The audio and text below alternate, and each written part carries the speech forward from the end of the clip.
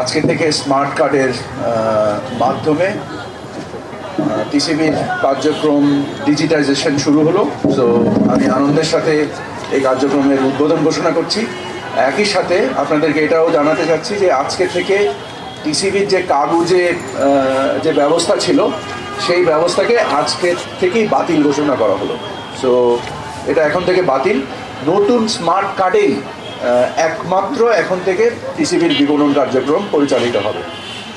এবং আপনারা জানেন যে যে ধরনের নৈরাজ্য এবং দুর্বৃত্তায়ন হয়েছিল এই ক্ষেত্রে, এটার প্রথম ব্যবস্থাটা হচ্ছে যে এটাকে এই সমস্যাটাকে স্বীকার করে নেওয়া।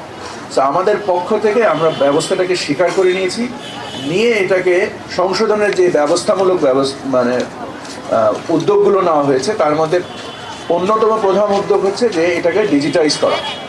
এবং আমরা এই ডিজিটাইজেশনের মাধ্যমে যত ধরনের অন্যায় ছিল তার একটা বড় অংশ দূর করতে পেরেছি। আমরা শতকরা 100% এখনো দূর করতে পারিনি। এই প্রক্রিয়া চলমান। এই চলমান প্রক্রিয়ার মধ্যে যে 57 লক্ষ প্রাথমিকভাবে চিহ্নিত করা হয় 1 কোটি থেকে, এবং পরবর্তীতে আরও 6 লক্ষ বর্ধিত করে এটাকে 63 লক্ষ একটা ডিজিটাল কার্ড বাজারে আমরা বিতরণ করেছি। অতএব আমাদের এখনও প্রায় 35-40 লক্ষর মতো কার্ড অতিরিক্ত আমরা দিতে পারি, এবং আমরা এটা নিয়েও আসবো, আমরা সামনে নিয়ে আসবো। এবং টিসিবি শুধু বিতরণ কার্যক্রমকে আমরা যে ন্যায়ভিত্তিক করার চেষ্টা করছি তা না, আমরা টিসিবির ক্রয় কার্যক্রমকেও আরও বড় করার জন্য, আমরা এটার বেস আরও বড় করার জন্য আমরা যেন অন্য মাঝারি ধরনের ব্যবসায়ীরাও, কারণ আপনারা জানেন যে টিসিবি বছরে প্রায় 12,000 কোটি টাকার পণ্য ক্রয় করে। সেটা একটা ব্যাপক, খুব বড় একজন ক্রেতা।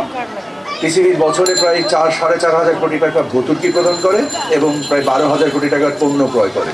তো আমি মিডিয়ার ভাইদের মাধ্যমে এটাও জানাতে চাই যে ক্রয় কার্যক্রমকেও আমরা আরও বেশি স্বচ্ছ এবং আরও বেশি অংশগ্রহণমূলক করতে চাই। আমরা চাই যে ব্যবসায়ীরা আরও অংশগ্রহণ করুক। আমরা এই 12,000 কোটি টাকার মধ্যে থেকে যদি 1,000 কোটি টাকাও বাঁচাতে পারি, তো আমরা আরও বেশি লোকের কাছে এই উপকারটা পৌঁছে দিতে পারবো।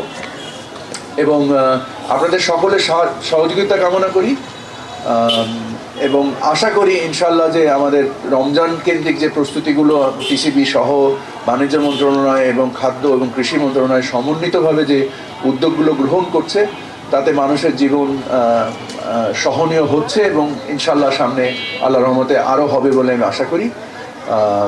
সো এই বলেই আমি আমার বক্তব্য শেষ করছি। আশা করি আজকে আমাদের কার্যক্রমের উদ্বোধনও ঘোষণা করছি।